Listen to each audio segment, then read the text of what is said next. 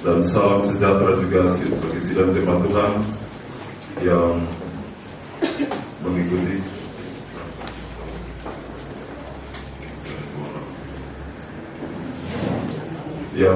ibadah baik melalui handphone maupun video streaming. Tuhan juga memberkati saudara sekalian. Baik saudaraku, kita akan melanjutkan dari suratan Yudas. Kalau saya tidak salah 2 minggu lalu ya, sebelum kami ke Kalimantan, saya sampaikan firman Tuhan ini yang sekarang merupakan satu pelajaran Alkitab atau Bible studi di pengembalaan ini, yaitu dari suratan Yudas yang dalam Sunan Tabernakel berkedudukan pada alat yang bernama tudung yang keempat. Dan tudung yang keempat ini berfungsi sebagai pelindung bagi rumah Allah. Saudaraku, sekarang rumah Allah adalah kita. Kehidupan yang telah ditebus oleh darah Yesus. Saudaraku, Tuhan menebus kita, menghapuskan dosa kita, dan membebaskan kita dari belenggu dosa. Bahkan Tuhan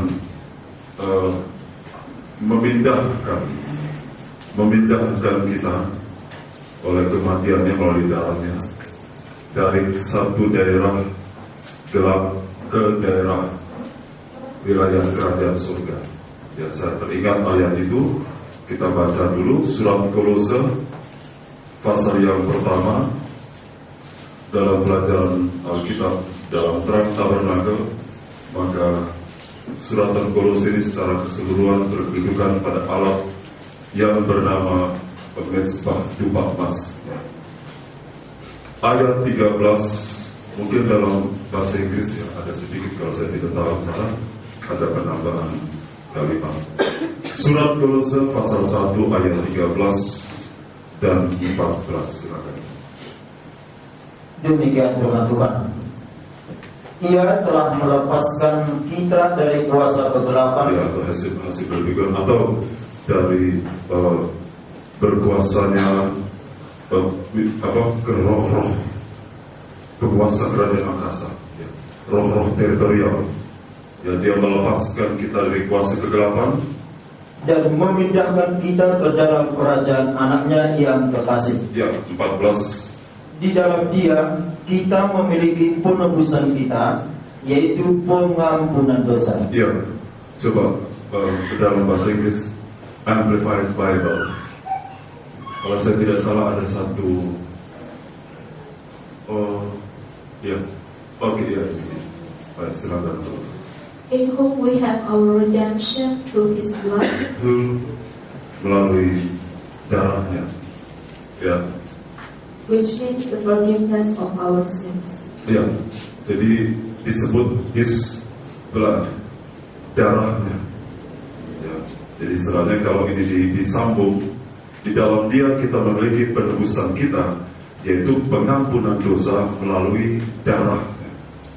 Jadi darah itu bukan hanya menebus, tapi juga memindahkan kita. Gambar tabernakel, tolong sebentar lanjut. Memindahkan kita dari daerah gelap. Jadi kegelapan itu satu lembaga, satu power, satu kekuatan. Jadi bukan gelap dalam arti kata gelap begini saja, tidak ada terang, begitu tidak. Tapi gelap dalam arti kata satu lembaga. Waktu Tuhan ditangkap Taman Getsemani, Tuhan mengatakan inilah kegelapan. Jadi lembaga, jadi satu lembaga, satu wujud, satu kekuatan. Ya. Jadi dari gelap, dari luar wilayah kerajaan surga masuk ke dalam wilayah kerajaan surga oleh darahnya. Dia memindahkan. Atau dari daerah terkutuk ke dalam daerah penuh dengan anugerah. Ya, genade God, kalau di dalam bahasa Belanda, berjalan di bawah anugerah Allah. Jadi bukan lagi berjalan di bawah kutu, bayang-bayang kutu, tapi berjalan di bawah anugerah Allah. Bagaikan bangsa Israel berjalan di bawah tiang awan dan tiang air. Ya, saudara, itu darah Tuhan Yesus. Jadi dia bukan hanya menebus, tapi dia juga memindahkan. Ya. Dan kemudian Efesus pasal yang kedua ayat 10. Surat Efesus pasal 2 ayat 10. Demikian firman Tuhan. Karena kita ini buatan Allah, diciptakan dalam Kristus Yesus untuk melakukan pekerjaan baik yang dipersiapkan Allah sebelumnya. Ia mau supaya kita hidup di dalamnya. Ya, hidup di dalam Tuhan, hidup di dalam anugerah Tuhan. Tolong gambar tabernakel. Jadi dari situ dia meminta. Ya,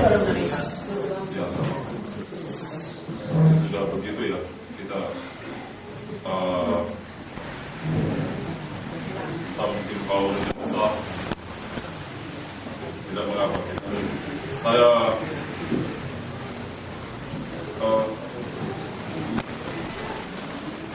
ya, baik saudara, tidak mengapa. Saya menggunakan waktu, memanfaatkan waktu. Jadi saudara yang memang berkepentingan saja ya, dan juga kita yang tidak kepentingan juga kita sibuk yang berkepentingan saja. Jadi saya lanjutkan saudara bahwa darah Yesus, kita bukan ditebus oleh darah Yesus. Jadi kita dipindahkan dari gelap kepada terang Allah yang ajaib, ya, dari gelap kepada terang Allah yang ajaib. Dan darah Yesus itu dikatakan supaya kita hidup di dalamnya. Ya, jadi saudara, darah Yesus itu dia mengurung kita. Jadi dia, kalau kita bertekun di dalam firman, baik saya ulang sekali lagi, ya, supaya kita nanti bisa konsentrasi. Jadi darah itu dia setelah memindahkan kita, maka dia juga mengurung kita. Mengurung kita artinya kita hidup di dalam Tuhan, kita belajar setia beribadah. Jadi jangan lepas dari Tuhan sebagai pencipta kita. Pencipta apa? Pencipta hidup yang baru. Ya, kita bukan diciptakan jadi ada dua. Saya ada double-nya.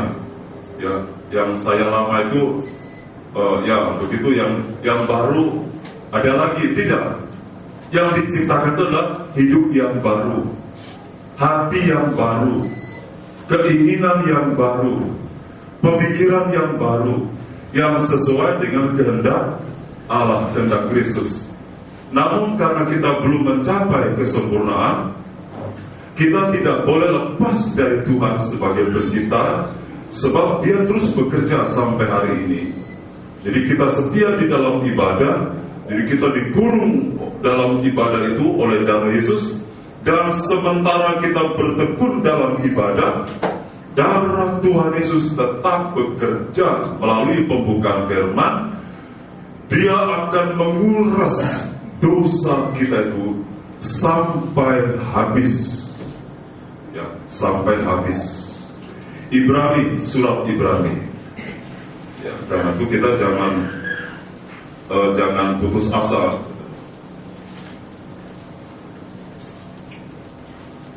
Ya, Ibrani pasal 10 ayat 14. Bukan bunyi UPS. Oh, ya, baik saudara. Ibrani pasal 10 ayat 14. Ya, mungkin Infokus tidak bisa ya. Infokus tidak bisa. Oh ya, tidak apa-apa. Baik, silakan. Demikian firman Tuhan. Sebab oleh satu korban saja, Ya, oleh satu korban saja, ia telah menyempurnakan untuk selama-lamanya mereka yang ia kuduskan. ya, jadi oleh satu korban. Jadi selama kita belum mencapai kesempurnaan, jangan kita lepas dari Tuhan. Ya, kalau memang ini matikan aja, supaya tidak mengganggu. Mungkin karena harus, berat sekali ya. Ya, oke, tidak mengapa, kita sabar. Oke, baik, kita teruskan aja. Jadi saudara dengar baik. Jadi darah itu mengurung kita. Jadi kita dalam ibadah, kita setia. Darah itu terus bekerja melalui pemberitaan firman. Dia menguras dosa-dosa kita sampai kita mencapai kesempurnaannya.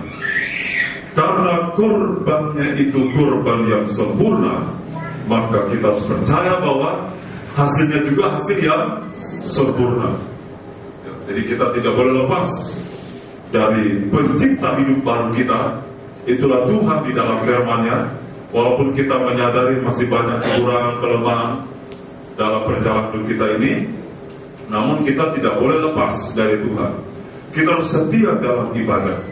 Kita harus percaya bahwa darah Yesus lebih kuat daripada daya rusak dosa apapun juga.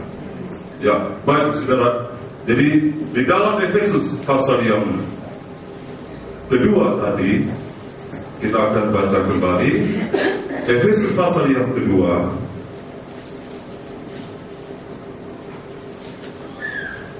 Di sana tadi kita diciptakan dalam Kristus.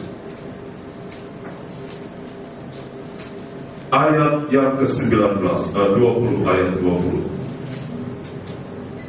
Yang dibangun di atas dasar para rasul dan para nabi, dengan Kristus Yesus sebagai batu penjuru. Ya, terima kasih sampai situ.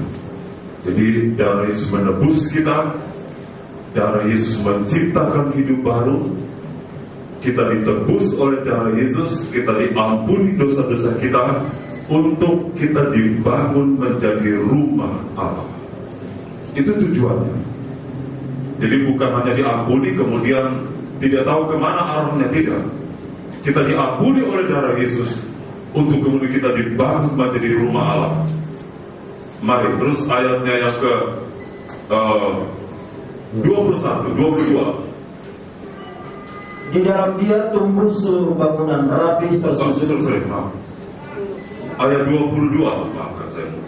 Di dalam Dia kamu juga turut dibangun menjadi tempat kediaman Allah di dalam Roh. Ya, jadi dari situ juga Tuhan menebus kita supaya kita dibangun menjadi rumah Allah, tempat kediaman dari Roh Allah atau Roh Kudus.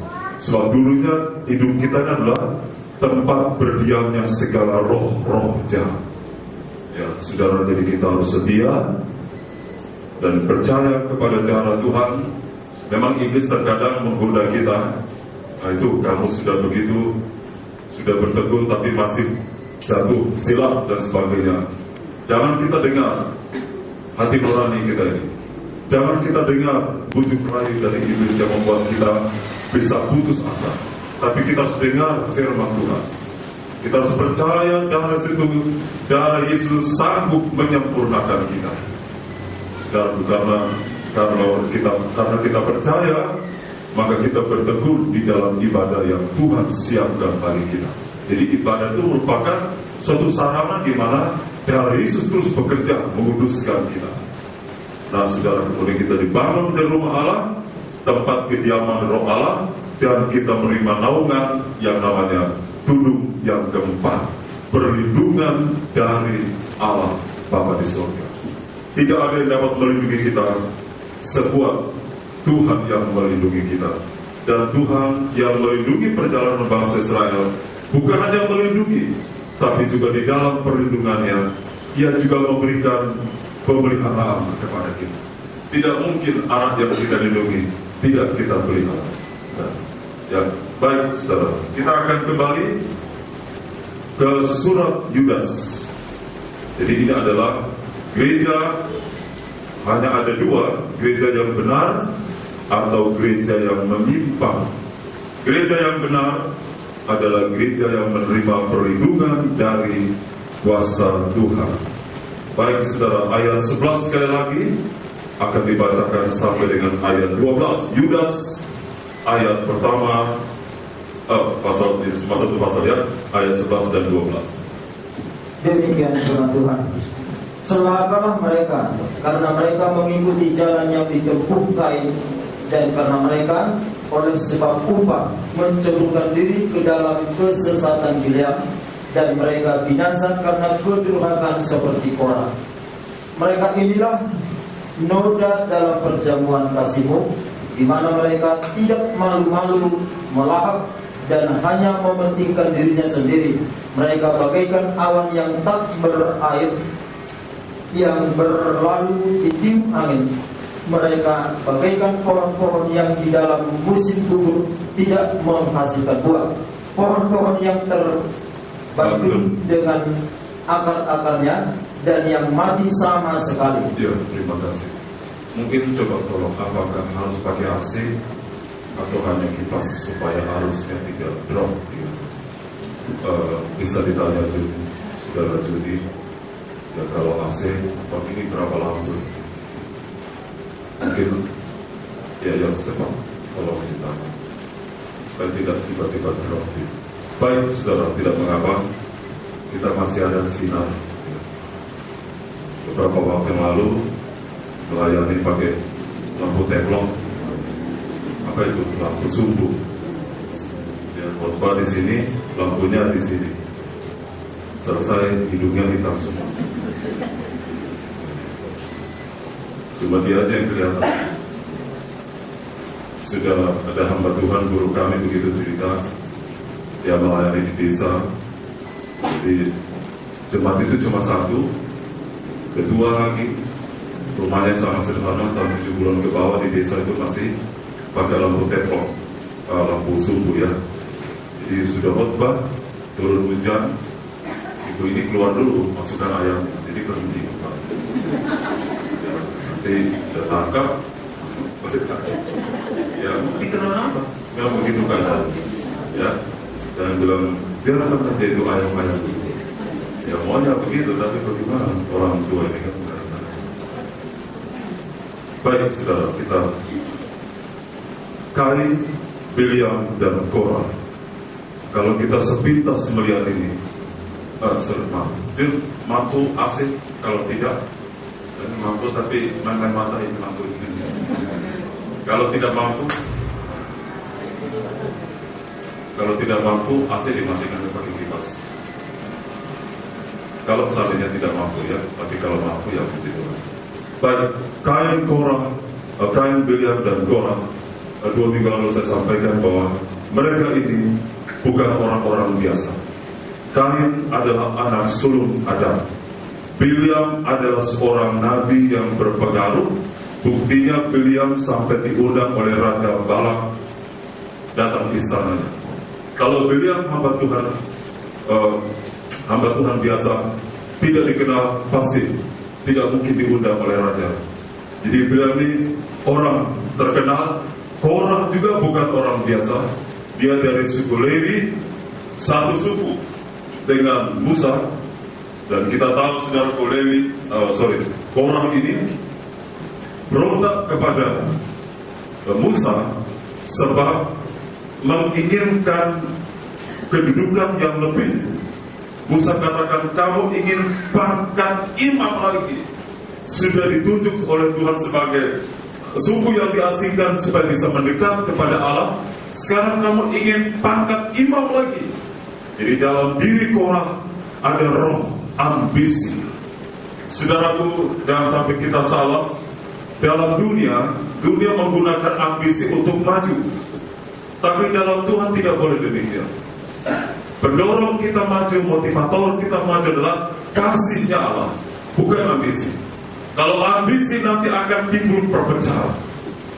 Saudaraku, Kain membunuh satu anggota tubuh Kristus.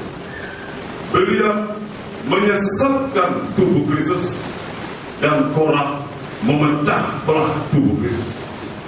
Mereka ini, siapakah mereka? Itulah Kain, Bileam, Korah adalah noda dalam perjamuan kasih. Noda, satu stigma, satu cacat. Stigma itu di dalam angka Yunani, jadi alpha, beta, cari terus sampai 5. Kemudian abjad Yunani, sebenarnya kita pakai abjad Yunani di 24 ya. A, B sampai Z itu dipakai Yunani. Jadi Yunani menggunakan angka 1, 2, 3, 4, 5. Habis 5, 7 dan seterusnya. Angka 6 tidak. Tapi kalau untuk penghitungan, maka angka 6 ini dimasukkan dengan kata sandi yang namanya stigma. S-T-G-M-A. Stigma. Stigma ini adalah angka dalam abjad Yunani, angka 6. Ya, angka 6. Angka 6. Jadi kalau dikatakan mereka inilah noda dalam perjamuan kasihmu, berarti mereka ini adalah satu celah di dalam tubuh Kristus. Saudara bisa perhatikan kain, beliau, Korah bukanlah orang-orang biasa. Nah, sekarang kita naik kembali. Jadi hamba Tuhan kalau tidak benar tahbisannya bisa menjadi noda di dalam sidang jemaat. Beliau adalah hamba Tuhan, ya mungkin dimatikan saja kalau mengganggu. Beliau adalah hamba Tuhan yang bekerja ingin akan uang. Awal-awalnya benar, tapi karena di dalam hatinya tersimpan keinginan akan uang. Begitu disodorkan uang yang besar oleh Raja Balak, beliau tidak bisa tahan. Hamba Tuhan yang melayani Tuhan, cinta akan uang adalah noda di dalam sidang jemaat. Stigma, angka 6 adalah angkanya antikris. Begitu juga Kain. Kain, kita tahu saudara, membunuh adiknya. Sebab persembahan Kain tidak diterima oleh Allah. Persembahan adiknya diterima. Kain adalah tipe orang yang tidak pernah koreksi diri, selalu menyalahkan orang lain. Kalau doanya tidak dikabulkan, kalau hidupnya tidak diberkati, kalau pelayanannya mandek, kalau pelayanannya tidak berkembang, selalu orang lain yang disalahkan. Dia tidak pernah konsekuen terhadap tahbisannya. Untuk ini saya masih belum terangkan ayat 12, namun sedikit saudara bisa tahu bahwa noda itu adalah stigma. Stigma itu dalam abjad Yunani adalah angka 6. Antikris menggunakan 666, 666. Jadi siapapun kalau tidak hati-hati bisa kena cap antikris. Oleh karena itu studi dalam pengajaran firman itu bukan teori, tapi harus disertai dengan praktek. Pengajaran yang murni, pengajaran yang benar itu bukan dilihat dari teori, tapi dilihat dari prakteknya. Kalau dia menyampaikan pengajaran yang murni yang benar, tapi dalam prakteknya seperti Kain, mempersembahkan sesuatu di atas mezbah, namun memendam kebencian, memendam kepahitan kepada saudaranya, berarti itu sudah tidak hidup dalam pengajaran yang benar. Kalau pengajaran benar itu hanya teori, itu mudah, tapi dalam praktik, di situ Tuhan akan melihat benar atau tidak, apakah kita hidup di dalam pengajaran yang benar atau tidak. Ya, mari kita baca. Kitab Kejadian pasal 4 untuk beberapa kali memang kita baca.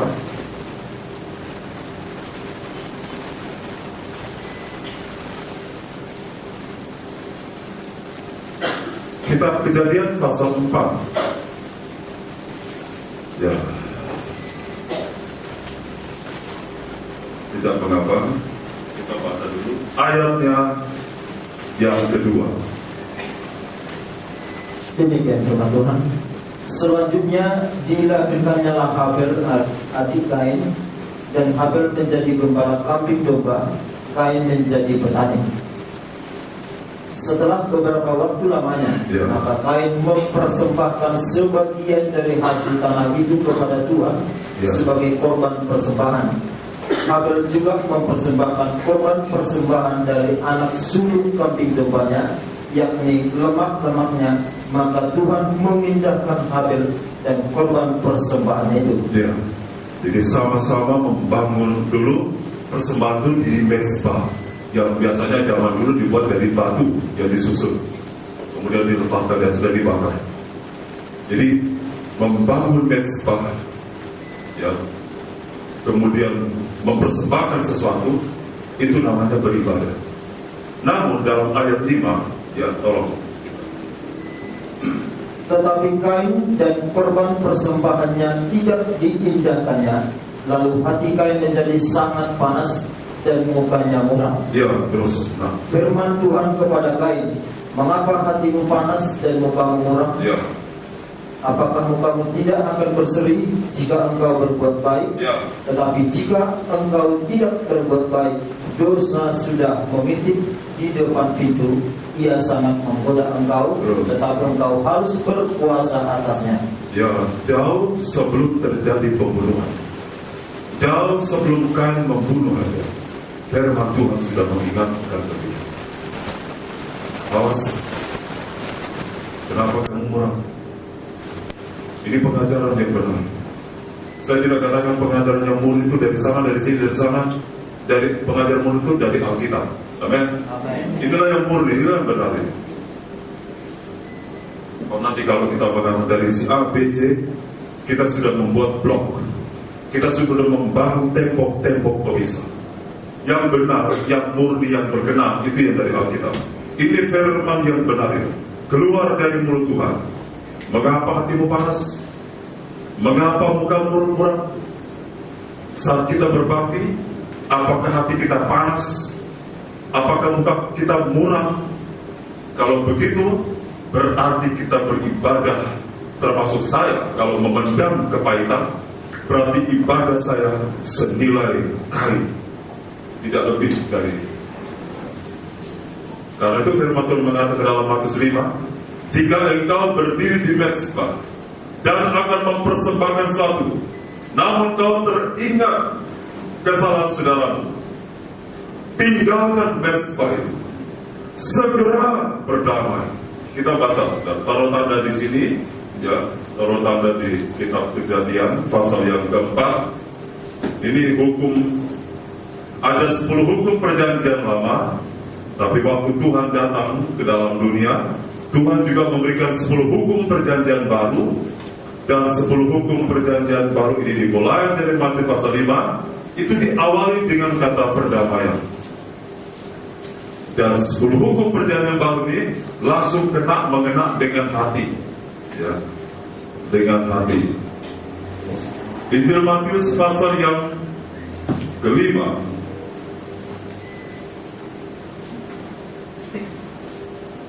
ayat 23.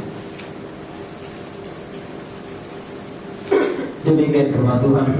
Sebab itu, jika engkau mempersembahkan persembahanmu di atas mezbah, itu beribadah, dan engkau teringat akan sesuatu yang ada dalam hati saudaramu terhadap engkau, terus tinggalkan persembahanmu di depan mezbah itu, dan pergilah berdamai dahulu dengan saudaramu, lalu kembali untuk mempersembahkan persembahan itu. Ayat 25. Segeralah berdamai dengan lawanmu. Apa tadi kaitan pertama? Segera. Kalau Tuhan perintahkan segera, itu berarti perdamaian itu yang terutama. Mezbah adalah pelayanan kita kepada Tuhan. Tapi mezbah ibadah kita, hubungan kita dengan Tuhan, harus juga berpengaruh antara kita dengan sesama. Kalau ada suatu kau memendam kepahitan, memendam kebencian, memendam kepahitan, Tuhan bilang, tinggalkan mezbah. Pergi dulu berdamai. Manfaatkan korbannya Kristus. Jangan beribadah dengan hati yang panas. Jangan beribadah dengan hati yang penuh iri. Tuhan bilang tinggalkan itu. Bukan hanya tinggalkan, segera berdamai. Jadi berdamai dulu baru beribadah. Berdamai dulu baru melayani Tuhan. Nomor 1 berdamai. Nomor 2 pelayanan. Jangan nomor 2 jadikan nomor 1, nomor 1 jadikan nomor 2. Berantakan nanti kita semuanya. Tuhan mau, saudaraku, bahwa firman Allah inilah pengajaran yang benar. Dia dalam praktiknya itu nanti kelihatan. Karena itu apapun dikatakan orang yang tidak baik tentang kita, jangan sampai hati kita menjadi panas. Sampai kita kesal, benci kepada seorang. Ya, katakanlah seperti saya dengan hamba Tuhan, maka perintah firman juga kena sama saya. Tinggalkan pelayanan itu. Pergi dulu berdamai. Ampuni sesamamu itu, seperti aku mengampuni kamu. Antara suami dan istri, sebelum kita naik ke mimbar, semua sudah harus diselesaikan dalam keadaan damai. Apalagi para evangelis. Saudara adalah wakil seorang gembala yang berdiri di depan. Mungkin kita mengatakan, tahu gini tidak usah jadi evangelis, tahu begini tidak usah saya dengan pengajaran. Tidak. Justru pengajaran ini menolong kita supaya kita tidak berlarut-larut dalam kesalahan. Kita harus berterima kasih kepada Tuhan atas pengajaran ini. Sebab kalau sampai kita tidak mendengar firman tentang perdamaian, maka semua pelayanan itu, kata Tuhan kepada jemaat Efesus, engkau telah meninggalkan kasih yang sempurna. Betapa dalamnya engkau jatuh. Ya, kita kembali ke kitab Kejadian pasal yang keempat. Ibadah kita harus memanfaatkan korbannya Kristus. Apa itu korbannya Kristus? Korban Kristus itu korban yang mengampuni. Kenapa kita susah mengampuni orang? Karena kita belum pernah merasakan bagaimana Tuhan mengampuni kita. Di situ aku. Jika kita ada seorang pernah bersalah kepada saya, dia datang kepada saya. Ya, dia bilang karena sama-sama bekerja, dia katakan, waktu dia dengan firman Tuhan, kemudian dia datang sama saya. Selesai ibadah, maka ya kenapa? Saya minta maaf, saya sudah bersalah, saya sudah memendam kebencian sama kamu. Maafkan saya. Saya katakan, oh iya, saya pasti maafkan. Kenapa bisa begitu? Karena Tuhan juga sudah mengampuni. Kenapa kita sulit mengampuni? Jika kita ingat bagaimana Tuhan mengampuni kita ada kekuatan mengampuni sama. Kita mau ibadah kita tidak mau hidup kita menjadi noda di dalam sidang. Mereka ini adalah noda. Mereka itu adalah stigma. Kalau hamba Tuhan itu dia menyimpan kebaikan, hamba Tuhan itu adalah stigma. Ada angka 6 di sini.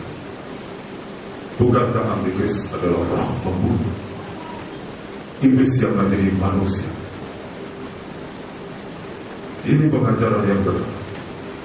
Itu dilihat dari praktik. Saya tahu sekarang, mungkin saja ibadah kita di Medan, mungkin aja ada mengatakan gereja di Medan, GPT Kris Jawa Barat dalam Pandan 44 sudah tidak murni lagi dalam pengajaran. Silakan. Tapi saya tahu kemurnian pengajaran ketiga dari praktek. Prakteknya itu yang paling penting. Waktu Kain belum berbuat sesuatu, mempersembahkan sesuatu dari semesta, Kain belum kelihatan kalau di dalamnya ada sesuatu. Tapi begitu dia praktek, dia mempersembahkan sesuatu, baru kelihatan bahwa persembahan itu dalam tanda sebahagia. Kain anak sulung Tapi tanda-tanda keseluruhan tidak ada pada Kain, tapi ada pada Habel. Yesus adalah anak sulung Allah. Dia mati tersalib, darahnya tertumpah, maka darahnya juga adalah darah anak sulung. Saudaraku, tanda keseluruhan itu ada di dalam hati yang penuh damai dan sejahtera. Itulah tanda keseluruhan. Jadi kita harus menerima kuasa korbannya Kristus melalui pekerjaan firman Allah yang bisa mengubah hati kita, sehingga hati kita berhati nurani, bersih kepada siapa saja. Itu baru seorang yang mungkin tanpa sengaja melukai hati kita. Bagaimana kalau Tuhan mengatakan ampuni sampai kepada musuhmu yang memang sengaja melukai kita? Tapi untuk itulah darah Yesus menciptakan kita kembali, agar kita mampu berbuat baik, mampu mengampuni sampai. Jadi bagaimana pembalasan itu hak Tuhan. Jadi dosa kita balas. Tugas kita ampuni mereka sebagaimana engkau sudah diampuni oleh Tuhan. Jadi kita menjadi baru, saudara, sehingga waktu kita beribadah, waktu kita melayani Tuhan, waktu kita mentahbiskan hidup kita, Tuhan menemukan ada tanda keseluruhan. Di manakah tanda keseluruhan ada? Di darah anak sulung domba. Di darah itu tanda keseluruhan. Di darah Yesus, di hati yang penuh dengan pengampunan, itulah tanda keseluruhan. Hati yang tidak mau menghakimi orang lain, hati yang selalu menganggap orang lain lebih daripada Tuhan. Firman Tuhan mengajarkan, anggaplah orang lain lebih. Kalau sudah begitu, saudara, tidak akan pernah kita menghakimi orang lain. Itu urusan ini. Mau berdiri, mau tumpang, urusan dia dengan Tuhan. Ya, jadi saudara, inilah sehingga kehidupan yang diciptakan terus oleh darah Tuhan Yesus melalui firman, sampai nanti saudara dengar baik, karena sulung itu bicara terbaik. Bapa itu mempersembahkan anaknya sulung, berarti Bapa itu mempersembahkan yang terbaik.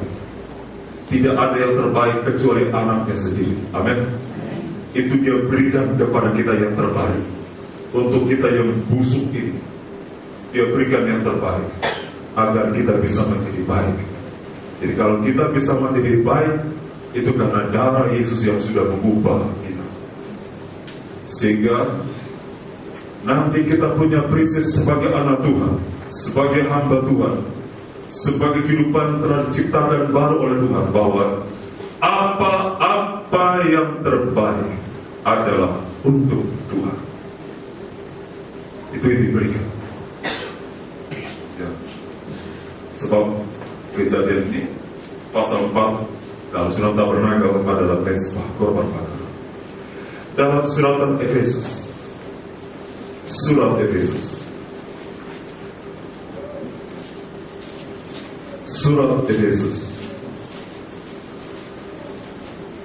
ini fokusnya tidak bisa, kita boleh dengar.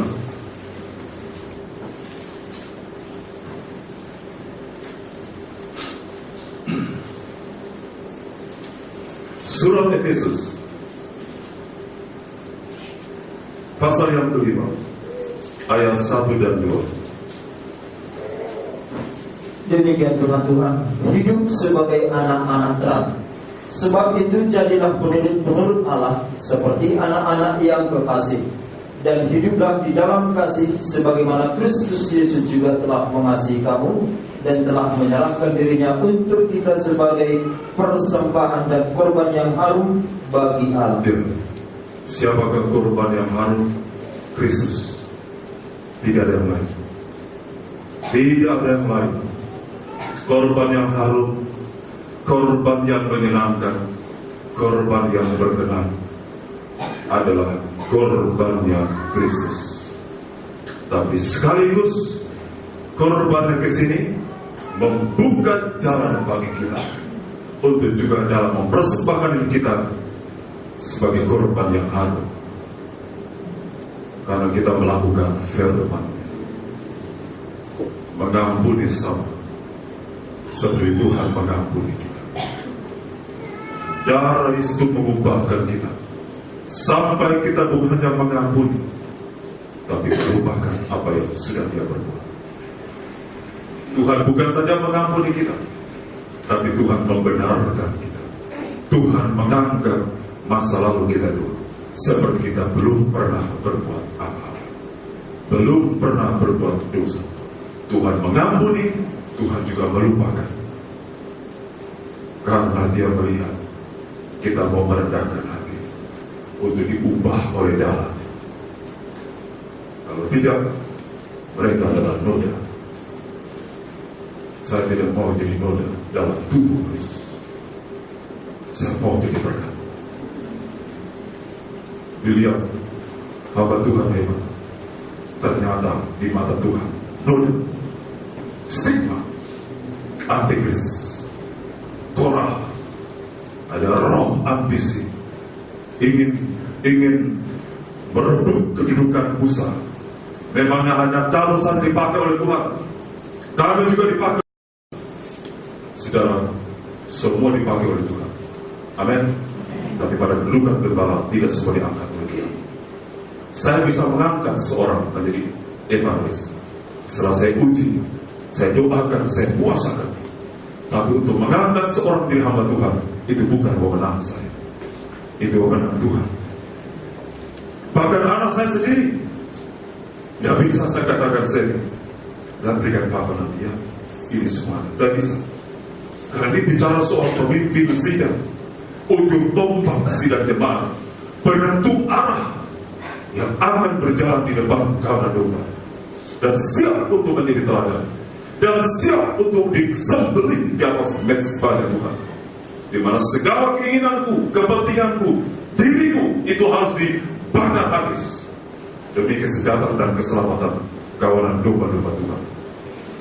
Anak saya sendiri saya tidak berani habiskan, dan memang bukan wewenang saya.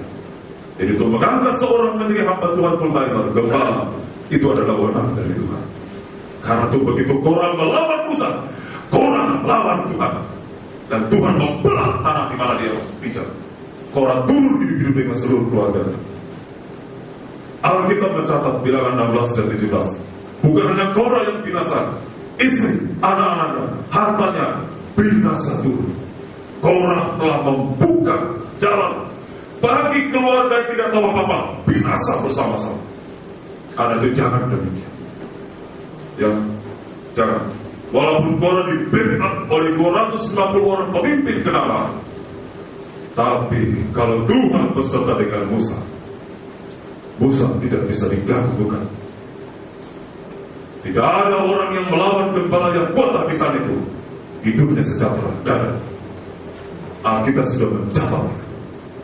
Sedangkan gembala yang sudah salah saja, masih Tuhan bilang itu bukan urusan.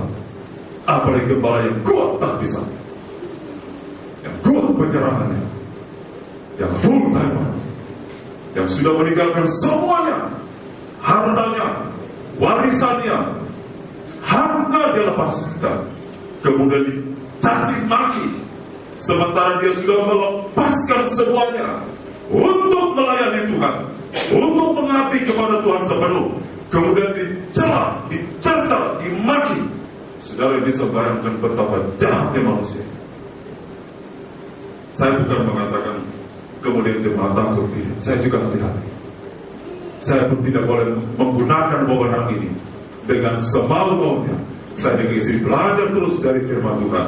Istri saya selalu mengatakan, lihat Musa, walaupun bergejolak di dalam sidang jemaat, mereka menyerang Musa, tapi Musa selalu berdoa. Jangan begitu, karena Musa tahu kalau sampai Tuhan muncul, maka musnahlah mereka. hati seorang gembala itu harus hati sebagaikan orang tua. Kalau ada yang protes, kalau ada yang mengkritik supaya pekerjaan Tuhan hancur, kalau ada yang berontak, gembala itu dengan istrinya berdoa, Tuhan ampuni dan sadarkan. Sebab kita sudah tahu, kalau Tuhan sampai turun tangan, betapa dahsyatnya pembalasan Tuhan. Nah begitu saudara, jadi kita perhatikan supaya kita mengerti di mana Tuhan menempatkan kita dalam pembangunan tubuh Kristus, di mana Tuhan menempatkan kita dalam rencana yang besar. Kita harus tahu di mana kita, apakah sebagai evangelis, apakah sebagai tuan-tuan, apakah sebagai imam-imam, atau sidang jemaat. Setialah dengan penuh kerendahan hati.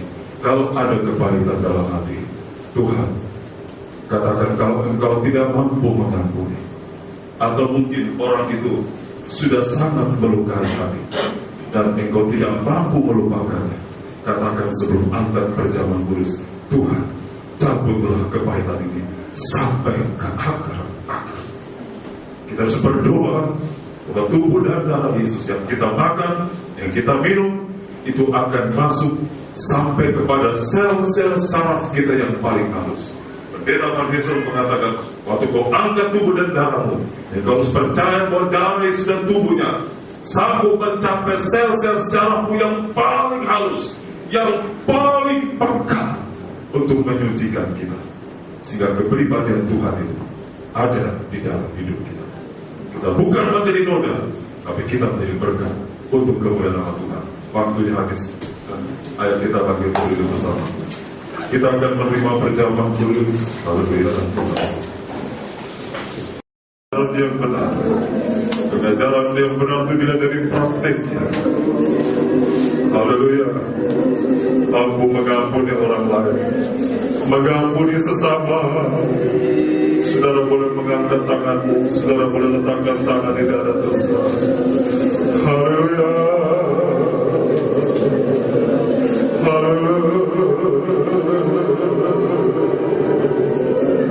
Jangan ada kepahitan, jangan memendam kepahitan. Haleluya. Haleluya.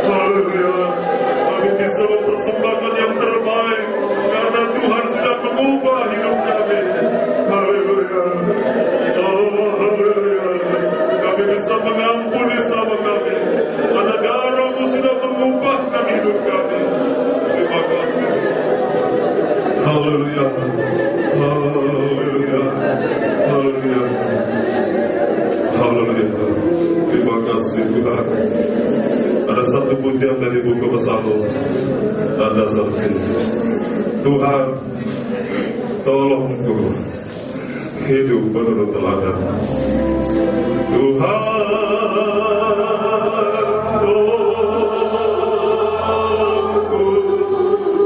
Para pelayan perjamuan kudus, silakan maju. Teladan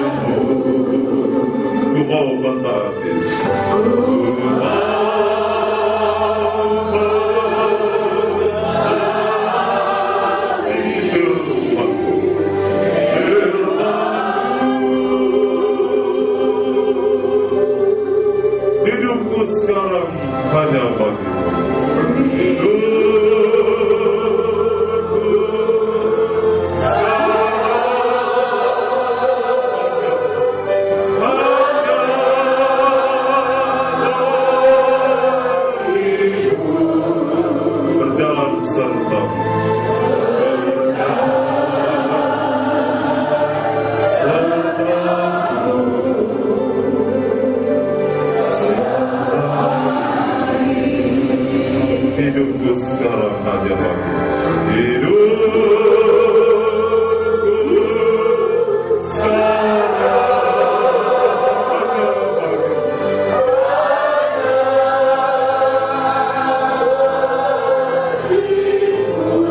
berjalan serta setiap hari.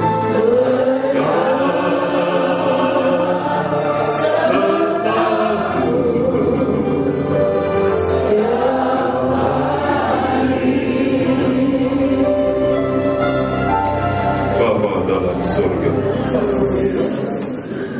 dan kuasa Roh Kudus yang menyertai kami. Kami meletakkan diri kami rendah di ujung kaki. Tidak ada korban yang harum kecuali korban-Mu, korban Kristus. Di atas pengorbanan-Mu kami meletakkan tahbisan kami. Haleluya, Tuhan yang sudah mengampuni kami, Tuhan yang sudah melepaskan kami dari kutuk, Tuhan sudah melepaskan kami dari ancaman hukuman yang kekal, lautan api belerang. Maka kami juga harus mampu mengampuni sama kami, antara suami dan istri, adik dan kakak, orang tua dan anak, dan sesama anggota tubuh Kristus. Jangan muka kami muram, jangan hati kami panas. Inilah firman yang benar, mengingatkan kami agar kami jangan dikuasai oleh dosa, tapi dosa dapat kami kalahkan oleh korban, kekuatan dari korban. Terima kasih Tuhan. Sampai nanti apa-apa yang terbaik adalah untuk kemuliaan nama Tuhan. Tidak ada satupun yang kami pertahankan untuk kesenangan kami. Tidak ada satupun yang kami pertahankan untuk keenakan kami dalam dosa. Semua kami lepaskan, semua kami dibaharui. Tidak ada yang mengasihi kami seperti Yesus mengasihi kami. Tidak ada yang dapat mengubahkan hidup kami yang keras, yang kejam,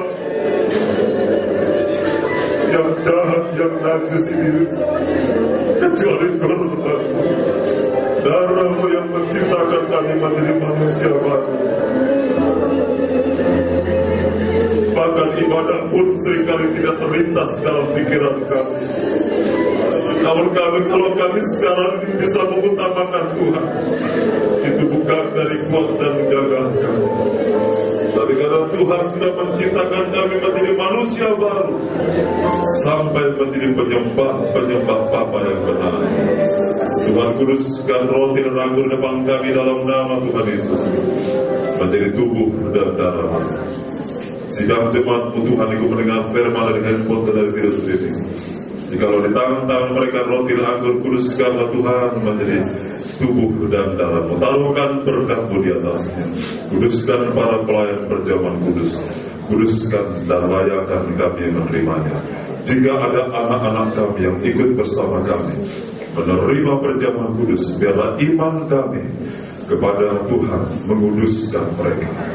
Jangan kami bertindak seperti Korah, seorang ayah yang membuka peluang kebinasaan bagi keluarganya karena ada kehidupan yang tidak benar.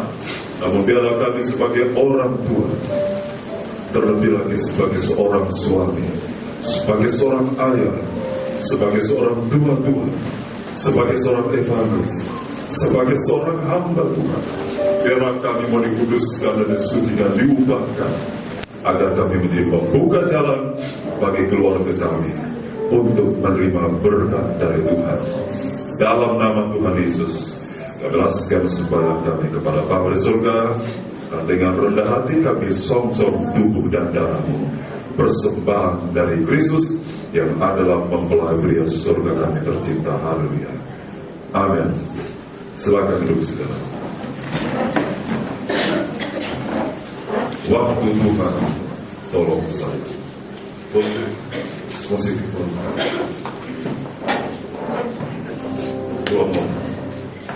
refrennya dulu,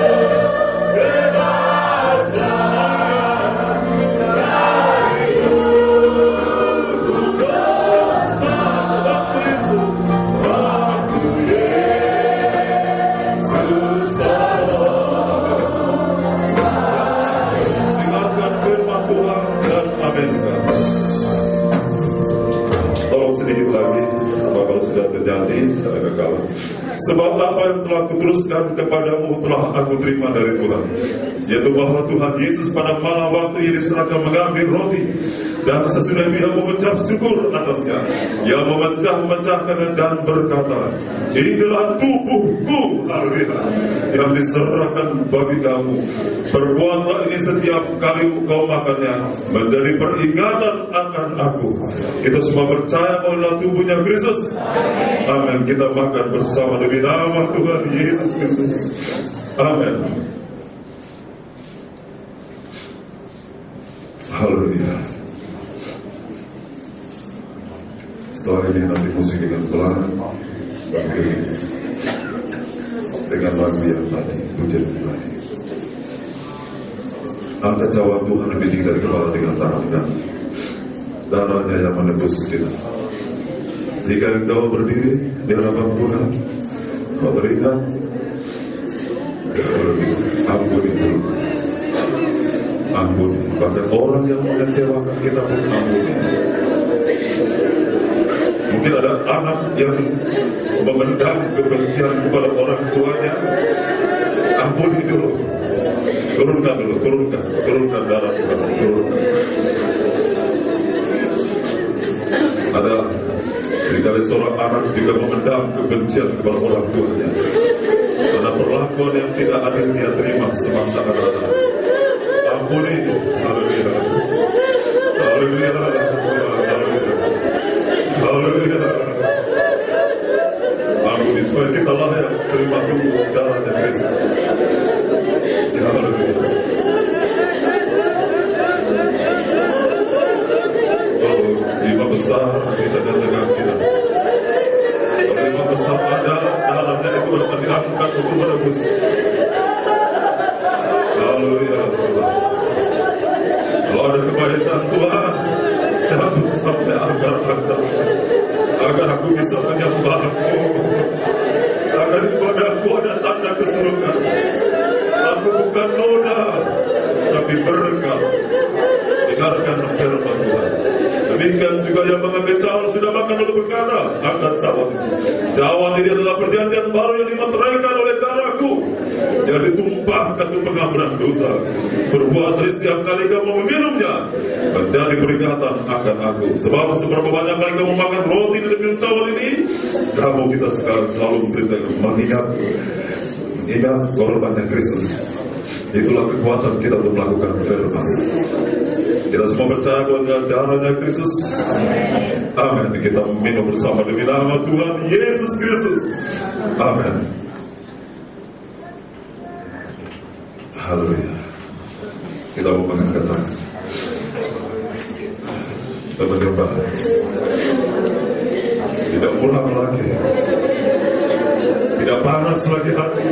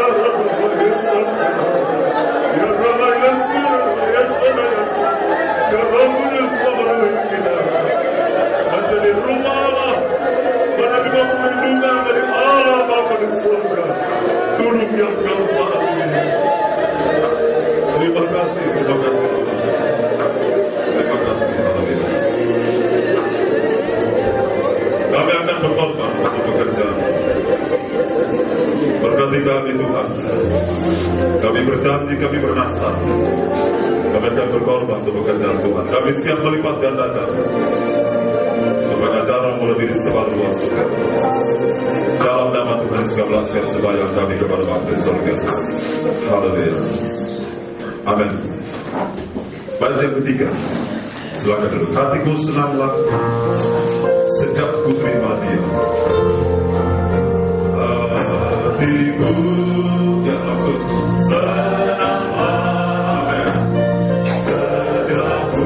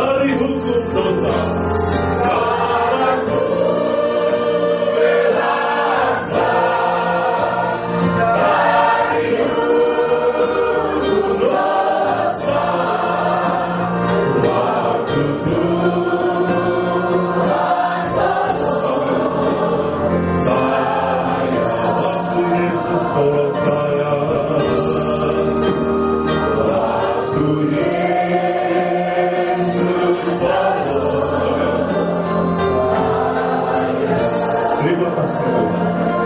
Terima kasih. Terima kasih. Untuk itu kami mengucapkan terima kasih kepada Tuhan. Jika ada yang lebih indah dari kata-kata terima kasih, kami akan berikan kepada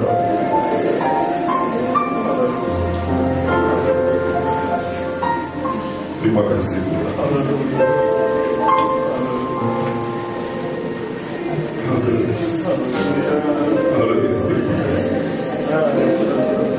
Jadikan kami berkat di dalam nikah rumah tangga dan pribadi kami, dalam sidang jemaat.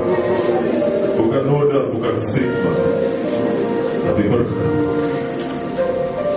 Tuhan memberkati sidang jemaat yang sudah datang berbakti dengan segala perjuangan, segala pergumulan, segala tantangan hidup kami bersama. Tuhan, kami pun bahagia bersama Tuhan Yesus. Roh Kudus dan firman Allah akan tetap mengikuti kami. Terima kasih Tuhan. Tuhan memberkati sila jemaat itu sudah mendengar firman dari handphone. Tuhan memberkati Bapak Agustus Purba bersama keluarga yang di kebun sekarang berlibur. Tuhan berkati saudara Carlos Munte. Tuhan berkati Bapak Clement Johnson Sinaga bersama keluarga. Tuhan berkati Bapak Barus. Tuhan berkati Bapak Kokwa. Tuhan berkati saudara Petris. Tuhan berkati Ibu Evita Tonang. Tuhan berkati Ibu Tommy keluarga. Tuhan berkati Sidang. Tuhan berkati Ibu Susan. Tuhan berkati Bapak Mai. Tuhan berkati Ibu Lena. Tuhan berkati saudari Dami. Tuhan berkati saudari Florida. Tuhan berkati saudari Angel. Tuhan berkati Evangelis Polis sudah menyalurkan firman-Mu. Berkati juga saudara Sifra yang jika bertingkat besok akan berangkat ke mana. Roh Kudus mendahului di atas segala-galanya kehendak Tuhan dan yang jadi. Tuhan berkati dalam masalah pekerjaan usaha studi. Tuhan berkati berjuang ibadah pertemuan rohani pertama jiwa-jiwa. Berkati keinginan kami supaya jika rumah tangga dan pribadi keluarga dalam satu pengenalan, satu pengajaran. Berkati Tuhan buah kandungan sidang jemaat. Berkati yang merindukan pasangan itu Tuhan kirim yang sepadan dan yang sesuai dengan kehendak hati Tuhan, agar nikah tetap bisa menyembah dan beribadah melayani Tuhan. Demikian Tuhan berkati kerinduan kami untuk mengadakan atau gabungan 45 Desember tepat jam 1:30 siang. Roh Kudus mendahului semuanya. Tempat segala jalan yang kami butuhkan Tuhan, bukan jalan berkemudahan, bahkan jiwa-jiwa sidang jemaat dari tempat-tempat luar Sumatera Utara ini. Roh Kudus yang mengumpulkan kami semua. Berkati saudari Meda dan kemudian tempat ini ibunya Meda. Tuhan berkati juga kami semua. Berikan kekuatan, kesehatan dan panjang umur, terutama kerendahan hati kami bisa melayani Tuhan sampai Maranatha. Akhirnya kasih pulang dengan berkat dari Allah Bapa, cinta kasih daripada anak juga kesertaan penyertaan kuasa Roh Kudus menyertai kita sekarang, dan juga memberkati sidang jemaat Tuhan mendengar firman dari handphone, dari video streaming, dari YouTube, dari Facebook. Demikian Tuhan juga berkat hamba kita Ferdinand dan keluarga sidang jemaat Tuhan di Indonesia Manis Mata. Berkat juga bacaan lokal sidang jemaat Tuhan sedang mencari pekerjaan. Tuhan memberkati kami semuanya. Dalam nama Tuhan Yesus, Juru Selamat Imam Besar mempelai pria surga kita tercinta, abalaskan berkat tutup pada malam hari ini. Haleluya, amin. Selamat berkati. Shalom.